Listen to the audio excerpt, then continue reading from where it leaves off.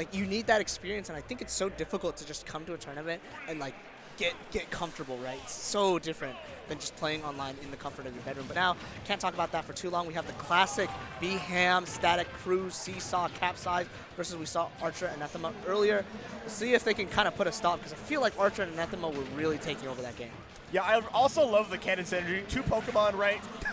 Fire and Water doing it up. You know, this is, you know, entertainment at its best right now. And so far, they're looking pretty against, honestly, a team that was whooping some butt earlier, if I might say so myself. Yeah, I mean, we were talking about characters that get a buff in doubles, and I always bring it up because it's ridiculous how better this character gets. Incineroar is absolutely insane in doubles. I think Incineroar is top tier in doubles. Yeah, no. Like 100%. 100%. Oh, I was going to talk about his counter, but speaking of counters, Archer getting a huge counter on that back air. Setting up for this ledge guard, doesn't necessarily find it. Now this rolls our switch, but he threads that needle with that back air, finding that position reversal. And Anathema's going to thank Archer for that one as he tries to fight back his way on the ledge. And that's the thing. Look at how much space Archer created for Anathema to get that reversal. Yeah, also, when you consider Greninja too, Greninja has that Hydro Pump and like a projectile to kind of just disrupt and put like people in uncomfortable situations. He's fast. Yeah, he's fast He's also very fast too. That's right. But right now, we saw the early lead, but now it's kind of looking even again. It's going to be just in time too, because Arsene was almost up. Yeah. I mean, we talk about that. He got that counter. That's the thing about Incineroar is it's so scrappy that you get things like that Darkest Lair to break up everything, but you also get counters because everyone wants to swing in doubles. Everyone gets uncomfortable, and that's the same thing with Joker, right? Archer being pretty aware. He's about to have his second Arsene, and there's that second counter, but picking up Anathema. Yeah, taking out his partner in the process here, but they probably ain't too phased by it. Oh no, my man Seesaw got taken out in the process. You hate to see it. That was a stat check because Joker had more drift, he got on the other side of Incineroar and got that back at her. And that's kind of the thing, right? Like, even though you are a good character, you still have some weaknesses. You're not necessarily fast. You're more better in scramps, for sure. But you still can find yourself in bad positions, and that down air was so necessary. Seesaw, like, returning the favor, put himself in the prime position, realized that, you know, Anathema was in, like, a helpless state and capitalized appropriately.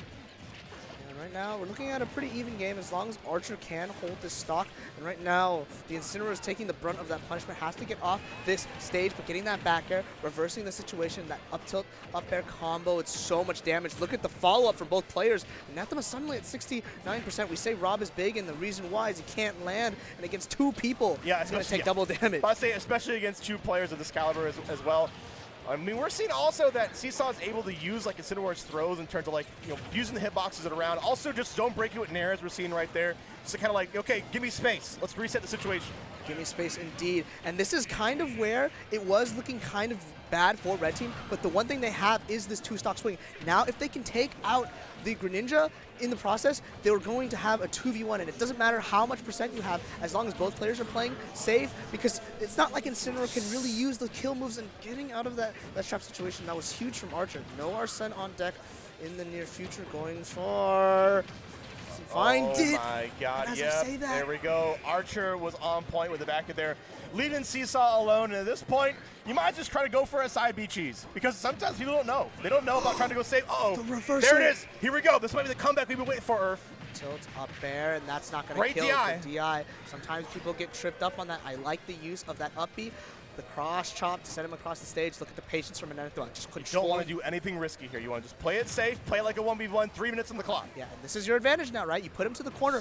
Oh, almost reads. Incredibly risky roll. Incredibly risky roll. He almost got that panic jump in the air. I like the use Seesaw, or yeah, Seesaw is just, you know, sitting in place, using these fairs, not necessarily approaching, because he can't, right? He has to just kind of foxtrot his way, get his way slowly. The next hit is going to be so important. Here's another ledge trap. This is so scary. You rolled once, and the F-tilt center stage. Yes, it is. That is enough. And there we go. Seesaw making the comeback with the chop. And oh my God, we have finally seen it. You know, that's what we've been waiting for, right? You keep it entertaining, and I think Seesaw did just that. That was ridiculous considering how like the events of that game led to that situation, right? First of all, he had to make the percent comeback, right? I think if I remember correctly, the Incineroar was they're down stocks and percent, right? Down stocks and percent. Although Red Team did were behind, they got the advantage with that 2-stock swing, but that one roll into that reversal from Seesaw was perfect, right? Isolated situation, and he didn't panic in front of Anathema's patience. Although he did a couple of dodgy rolls, they didn't get him punished, so that's the most important thing. And now we go going game 2, run it back into PS2. See what happens. Yeah, honestly, if I'm Anathema, oh, no way, an early stock. And now this is the point. This is the point where you can't just give up. You have to keep composure. Losing something like that is detrimental, though.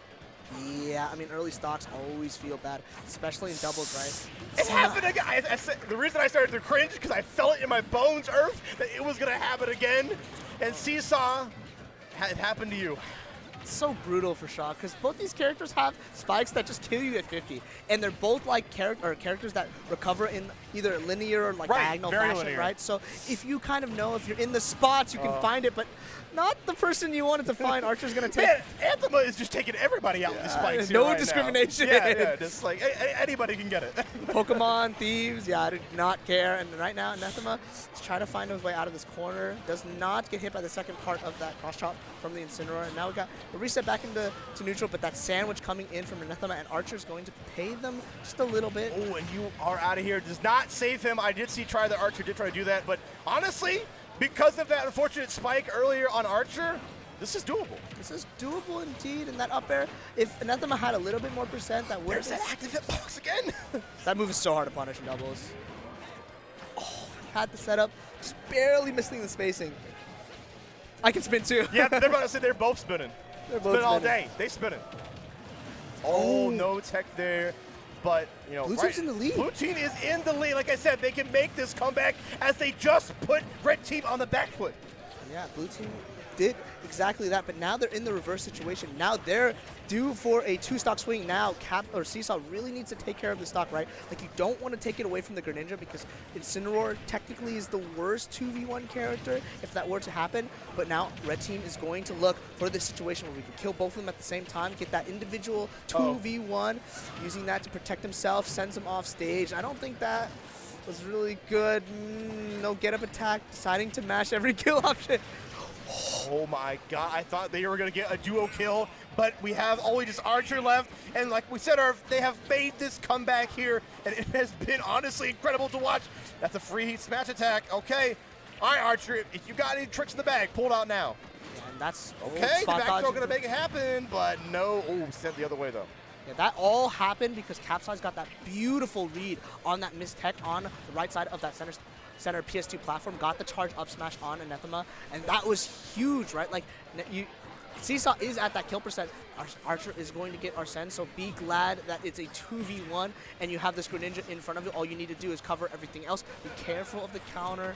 Just take your time, and that might just kill. And yes, Seesaw, Capsize, taking it over Archer and Anathema. Yeah, they kept it clinical, right? Just make sure, even though, all right, big man's coming out, all right, we just got to stay calm.